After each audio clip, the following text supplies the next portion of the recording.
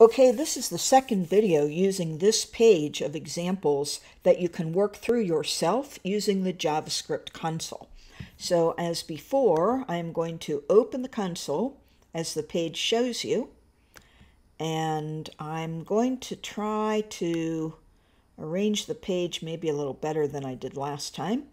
Now, in the last video, the previous video, we covered variables, demo 1. And we covered data types, demo 2. And I told you that we were going to do arrays in this video, but I changed my mind. So we're going to cover two things in this video. We are going to cover demo 3 is now Booleans and comparisons, and demo 4 is if-else statements. So these two things work together for a brand new learner, for a beginner. So that's why we're going to do it this way. All right, so we're not going to use the alert dialog box in this case. We are going to simply type into the console. So I'm going to create a new variable.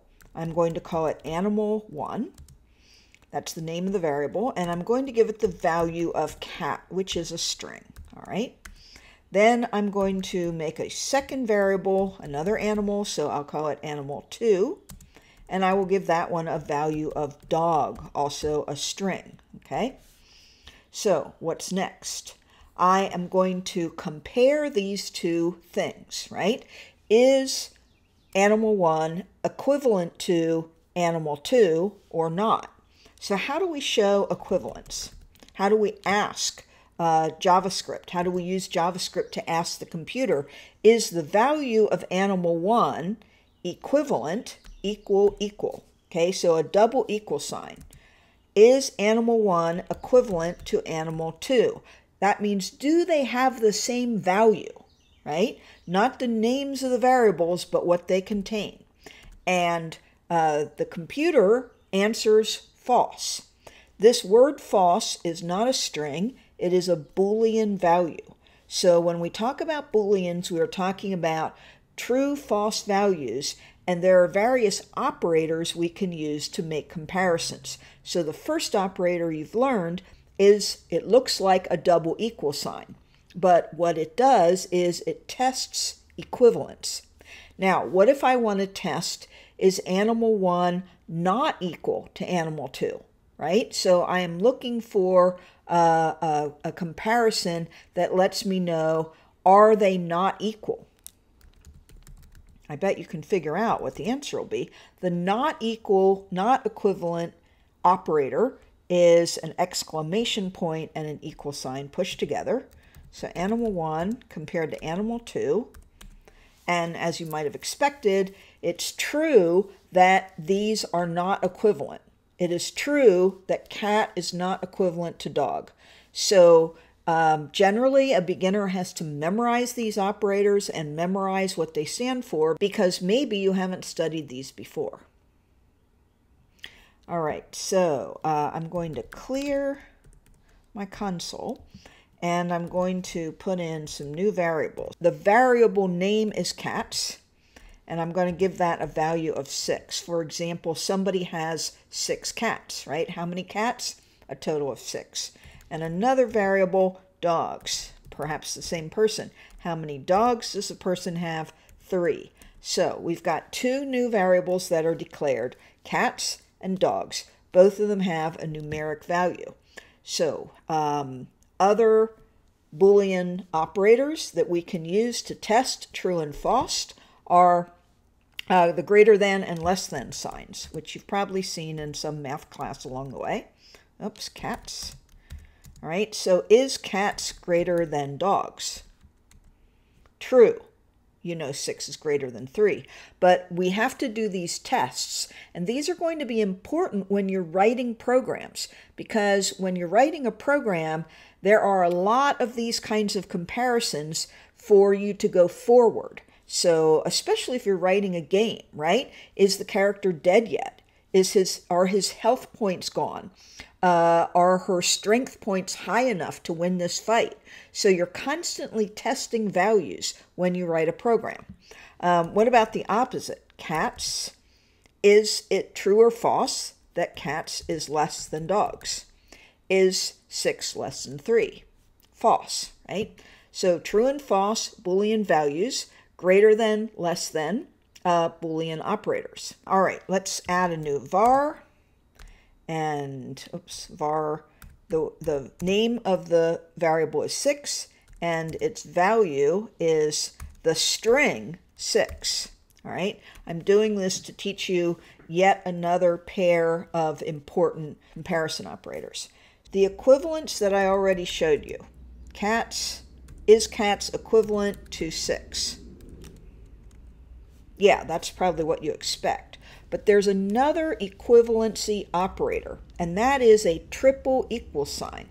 And this, as far as I know, is unique to JavaScript. It can be thought of as a little bit tricky, but that's why I'm showing you this example. If we use the more precise, the more demanding triple equivalency, triple equal sign, then we find that 6 is not equal to 6. And sometimes it's really important that you're that exact, right? So some teachers would tell you always use the triple equal sign. Others would say only use it when you have to have a high level of exactitude.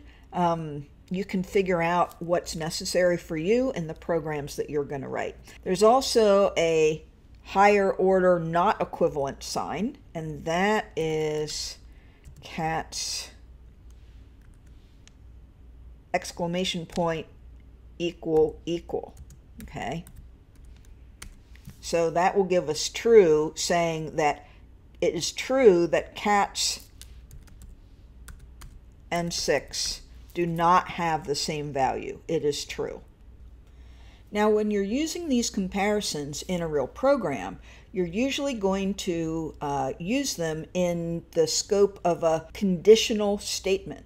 And conditional means if. You're going to ask if. If something is equal to something else, then do something. If something is greater than, less than, not equal, then do this other thing. So in the course of a program, you will often be testing 2 values or 3 values, and then making an action happen because of the result. So these are called if-else statements, or simply if statements, and we're going to look at those next. So let's start with a new variable, a cat, and this time we will assign the cat a color. We will have a nice black cat. And an if statement on one line would be if, and then you must put the condition in parentheses. That's completely required, right? In JavaScript, the condition must come inside parentheses. So the thing we're going to ask is the cat equivalent to black? Is its value equal to black? And if so, the next part is in curly braces. These are on the upper right of your keyboard. Inside curly braces, we're going to say what will happen if the cat is black. In there, I'm going to write an alert function, and that alert function is going to tell us the cat is black. I know, these early exercises seem pretty simplistic, right? Okay, so one of the hardest things about JavaScript is getting all this punctuation correct every time. So look at where the parentheses are, and where the curly brackets are, and where the semicolon is. And now I'm going to execute that by pressing return, and I get the pop-up alert dialog, and it says the cat is black. Why does it say that? It says that because the value of the variable cat is the string black. That's what was assigned to it. So in our next example, what if I use a very similar statement? I pressed my up arrow to get that, and I'm going to change it a little bit. I'm going to say if the value of cat is not equal to black, then I'm going to print the cat is not black. And I am about to press the return, so we should see an alert box. Do you think so? No, nothing happens. And you need to think about this. Why did nothing happen? Nothing happened because we said, if the cat is not black, do this. The cat is black. So what is in the curly braces will execute only if the cat is not black. Since the cat is black, nothing happens. So a slightly different statement, okay? Remember, I'm not changing the value of cat ever, so I am just testing what is the value. Now I'm going to ask something else. I'm going to say, is my cat white? And if not, I'm going to pop up an alert box that says the cat is not white. Before I press return, do you know what's going to happen, and do you know why? So I press return, and now I get a pop-up dialog, and it says the cat is not white. And why did that execute? Why did this open? Because what I was testing for is the value of cat not equal to white? And the answer is true. It is not equal to white because this cat is black. Okay, now we're going to change the color of the cat, right? And remember, we don't have to say var because we already have a variable named cat. So now we're just reassigning. We're assigning a new value, and I'm going to use the word for an orange cat. If you're not a cat lover, you might not know. They are called ginger cats. And so now my cat is Ginger. Okay, this is going to take a little more effort, and I'm actually going to copy and paste this time because it's just awkward in the console to type in 5 lines. All right, so I'm not going to do that, and I'm going to clear first. Let's see.